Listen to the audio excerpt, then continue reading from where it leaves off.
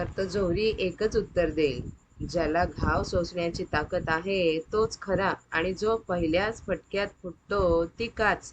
संत तुकाराम महाराज आपल्या एका अत्यंत महत्वाच्या अभंगात हेच तत्वज्ञान मांडतात. ते म्हणतात की हिरा ठेविता ऐरणी, वाचे मारिता जो घणी, तोची मोल पावे खरा. याचा अर्थ असा की जेव्हा हिऱ्याला ऐरणीवर म्हणजेच लोखंडाच्या ठोकळ्यावर ठेवलं जातं आणि वरून घणाचे घाव, हातोड्याचे घाव घातले जातात, तेव्हा तो फुटत नाही. जो त्या घावांना पुरून उरतो आणि अखंड राहतो त्याला जगात किंमत असते. जो घाव पडताच भुकटी होऊन जातो तो हिरा नसून ती केवळ एक काच किंवा गार असते. मानवी आयुष्याचे गणित सुद्धा अगदी असंच आहे. इथे तुम्ही किती हुशार आहात, किती श्रीमंत आहात, किती सुंदर आहात, त्याला महत्व नाही. महत्व त्याला आहे जेव्हा आयुष्याचा घण तुमच्यावरती पडतो, जेव्हा संकट कोसळतात, तेव्हा तुम्ही टिकून राहता की फुटून जाता.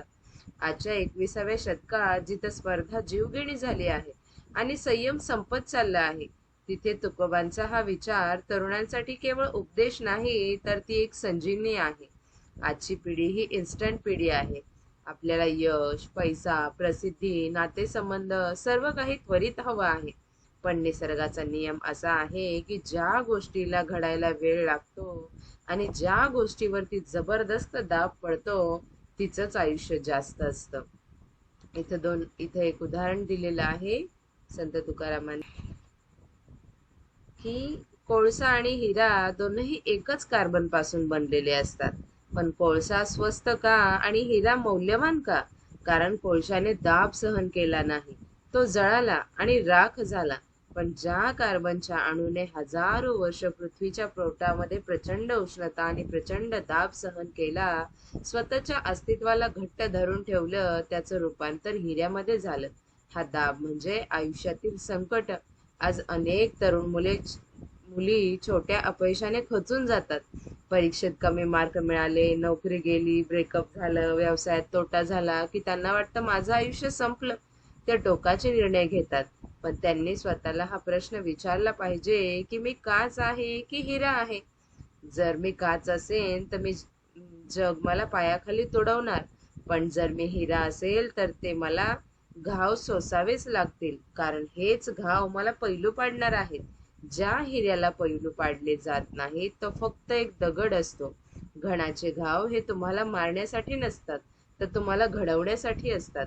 हा दृष्टिकोन ज्या दिवशी आजच्या तरुणाला समजेल, त्या दिवशी नैराश्य या शब्दाला त्यांच्या शब्दकोशात जागाच उरणार नाही. तेव्हा ही पोकळ माणसे लगेच कोलमडतात. पण जे लोक आतून भक्कम होते, त्यांनी जीवनाचे चढउतार पाहिले होते, ते या संकटातही टिकून राहिले. त्यांनी वडापाव विकला, भाजी विकली, पण स्वतःला संपवलं नाही. कारण त्यांना माहित होतं की काळ कठीण आहे, पण तो कायम राहणार नाही. जो टिकतो तोच जिंकतो. हे युद्धभूमीवरचं सत्य आयुष्याच्या भूमीवरतीही तितकंच लागू पडतं. लढाईत तोच सैनिक जिंकत नाही जो फक्त ताकदवान आहे, तो जिंकतो जो शेवटच्या श्वासापर्यंत मैदान सोडत नाही. निसर्गाकडे पाहिलं तर आपल्याला हेच दिसतं की एखादं मोठं वादळ येतं, त्या वादळात मोठी ताट अहंकारी झाडे मुळासकट उन्मळून पडतात, कारण ते वाकायला नकार देतात. ते आघाताशी दोन हात करायला जातात आणि तुटतात. पण जे गवत असतं किंवा जे झाडे लवचिक असतात ती वादळाच्या वेगात सुद्धा झुकतात, जमिनीला टेकतात, पण तुटत नाहीत. वादळ गेल्यावर ते पुन्हा ताटमानेने उभे राहतात. संकट काळात लवचिक असणं आणि टिकून राहणं हे सुद्धा एक कौशल्य आहे. आजच्या तरुणांनी हे शिकलं पाहिजे की कधी कधी परिस्थिती आपल्या विरोधात असते, तेव्हा शांत राहणं, थोडी माघार घेणं, अपमान सहन करणं म्हणजे हार मानणं नव्हे, तर ती वादळ जाऊ देण्याची रणनीती असते. जो काळाच्या छाताडावर पाय रोवून उभा राहतो तोच काळाला जिंकतो. आपल्याला अनेकदा वाटतं की नशीब काही लोकांना साथ देतं, पण हे अर्ध सत्य आहे. नशीब संधी देतं, पण त्या संधीचं सोनं करण्याची क्षमता तुमच्या सहनशक्तीवर अवलंबून असते. जे के रोलिंग, हॅरी पॉटरच्या लेखिका आज जगातील सर्वात श्रीमंत लेखिकांपैकी एक आहेत. पण एक काळ असा होता की त्या डिप्रेशनमध्ये होत्या. त्यांचं लग्न मोडलं होतं, हातात लहान बाळ होतं. त्यांनी लिहिलेलं पुस्तक 12 प्रकाशकांनी नाकारलं होतं. 12 वेळा नकार हा एक घणच होता त्यांच्या मनावरती. पण त्या 13व्या प्रकाशकापर्यंत गेल्या, त्या टिकल्या, म्हणून आज ते जिंकल्या. जर त्यांनी 3ऱ्या किंवा 4थ्या नकारानंतर लिहिणं बंद केलं असतं तर जग एका अद्भुत जादुई दुनियेला मुकलं असतं. त्यामुळे जेव्हा तुम्हाला वाटतं की आता सर्व संपलं आहे, तेव्हाच खरी सुरुवात असते. रात्रीचा अंधार जेव्हा सर्वात जास्त गडद असतो, तेव्हाच पहाट जवळ आलेली असते. फक्त त्या शेवटाच्या प्रहरात टिकून राहण्याची गरज असते. आज समाजात व्यसनाधीनता वाढत आहे. तरुण मुले संकटाचा विसार पडावा म्हणून नशेकडे वळत आहेत. त्यांना वाटतं की दारू किंवा अंमली पदार्थामुळे त्यांचं दुःख कमी होईल. पण हा पळपुटेपणा आहे. हे म्हणजे काच फुटली आणि त्याचे तुकडे झाले असे आहे. खरा हिरा कधीच स्वतःची चमक घालवण्यासाठी दुसऱ्याचा आधार घेत नाही. त्याला माहीत असतं की माझे तेज माझ्या आतमध्ये आहे.